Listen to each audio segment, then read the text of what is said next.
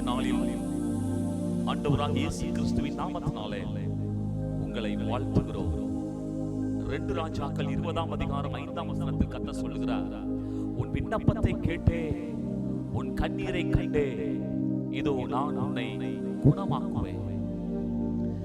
இந்த சத்தத்தை மரண படுக்கையிலே, வியாதி படுக்கையிலே இருந்து கேட்டுக்கொண்டிருக்கிற நீங்கள் யாரா இருக்கலாம். கண்ணீர் வடித்து வடித்து படுக்கையெல்லாம் கண்ணீரால் நனைந்து விட்டது. மெடிக்கல் ரிப்போர்ட் வந்து விட்டது. இனிமேல் மரணம் தான் முடிவு. இனிமேல் ஒரு நம்பிக்கையான ஒரு வாழ்க்கை இல்லை. மருத்துவர்கள் கைவிட்டார்கள், மருந்துகள் கைவிட்டது. இந்த நாளிலும் கூட இந்த சத்தத்தை கேட்டுக்கொண்டிருக்கிறீர்கள் யாரா இருக்கலாம்.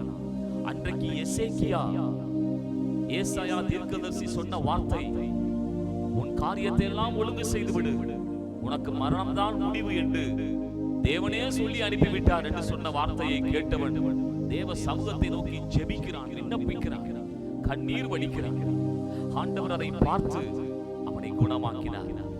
இந்த காலை நேரத்திலும் இந்த சத்தத்தை கேட்டுக்கொண்டிருக்கிற அருமையான சகோதரனே, சகோதரியே, இயேசு கிறிஸ்து சிலுவையிலே உன் பாவத்திற்காய் மட்டுமல்ல, உன் வியாதிக்காக அவர் தழும்புகளை ஏற்றுக்கொண்டிருக்கிறார். வேதவசனம் சொல்கிறது, அவருடைய தழும்புகளாலே நீங்கள் குணம் ஆனீர்கள்.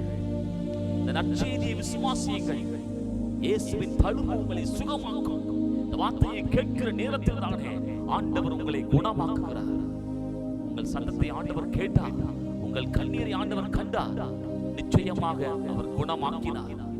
இந்த வார்த்தையின்படியே கர்த்தர் நம்மை ஆசீர்வதிப்பாராக. ஆமென்.